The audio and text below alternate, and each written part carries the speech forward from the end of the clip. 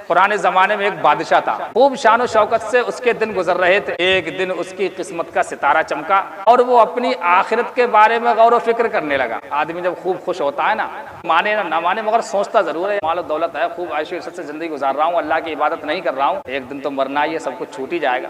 तो उसने अपनी आखिरत के बारे में गौर व फिक्र किया और सोचने लगा कि मैं जिन दुनियावी ऐशो इशरत में गुम होकर अपने रब को भूल चुका हूँ, अनकरीब जितनी भी नेमतें हैं सब मुझसे छीन ली जाएंगी। मेरी हुकूमत व बादशाहत ने तो मुझे अपने परवरदिगार की इबादत से गाफिल कर रखा।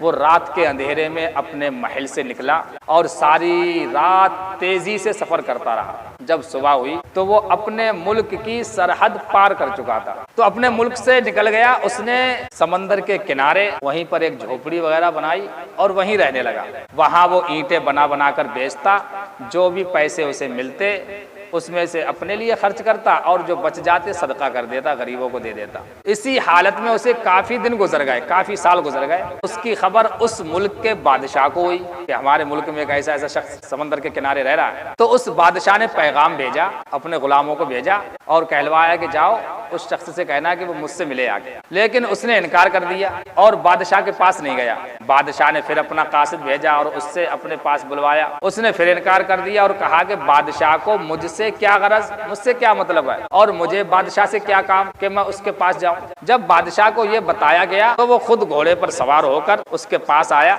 जब उस नेक शख्स ने देखा बादशाह मेरी तरफ आ रहा है तो उसने एक तरफ दौड़ लगा दी, भागने लगा।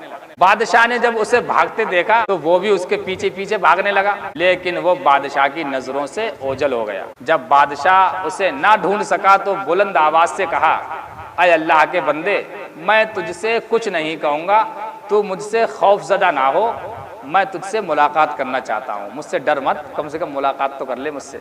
जब उस नेक शख्स ने यह सुना तो वो बादशाह के सामने आ गया।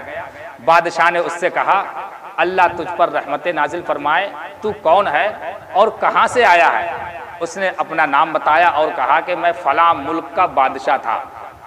जब मैंने गौर फिक्र किया, जब मैंने सोचा तो मुझे मालूम हुआ कि मैं जिस दुनिया की दौलत में मस्त हूँ ये तो अनकरीब फना हो जाएगी, बर्बाद हो जाएगी, मुझसे छीन ली जाएगी मौत आते ही।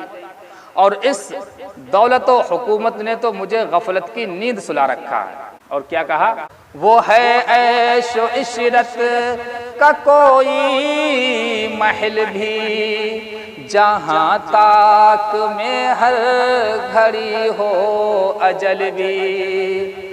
बस अब अपने इस जहल से तू निकल भी, ये जीने का अंदाज अपना बदल भी। जगह जी लगाने की दुनिया नहीं है, ये इबरत की जा है, तमाशा नहीं है। तो बादशाह ने कहा, जो पहले वाला बादशाह जो छोड़ छाड़ के चला आया था, उसने कहा कि मैंने अपने तमाम पिछले गुनाहों से तौबा की और तमाम दुनिया की ऐशो इशरत को छोड़कर दुनिया से अलग थलग अपने रब की इबादत में लग गया। अल्लाह ताला मेरी इस काविश को, इस कोशिश को अपनी बारगाह में कबूल व मंजूर फरमाए। जब ये बादशाह ने सुना तो कहने लगा, मेरे भाई जो कुछ तूने किया मैं तुझसे ज्यादा उसका हकदार हूँ। तू भी बादशाह था तो मैं भी बादशाह, यानी तूने तो किसी के बगैर अपने आप सोच के सब कुछ बादशाह अपनी छोड़ छाड़ के यहाँ पर अल्लाह की इबादत करने लगा, मेरा हक तो ज्यादा है। तो कहा कि जो कुछ तूने किया मैं तो उससे ज्यादा उसका हकदार हूँ।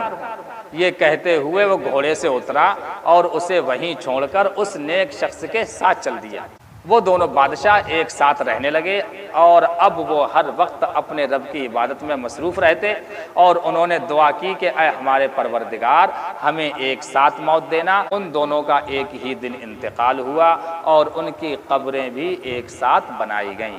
तो बड़े बड़े बादशाह ऐशो इशरत से जिंदगी गुजार रहे थे, तब बताओ वो फकीर बन गए। हम बादशाह बनना चाह रहे हैं, अल्लाह की बंदगी करते रहेंगे, अल्लाह की बात मानेंगे तो इंशाअल्लाह ताला हमारे दिल को भी सुकून मिलेगा।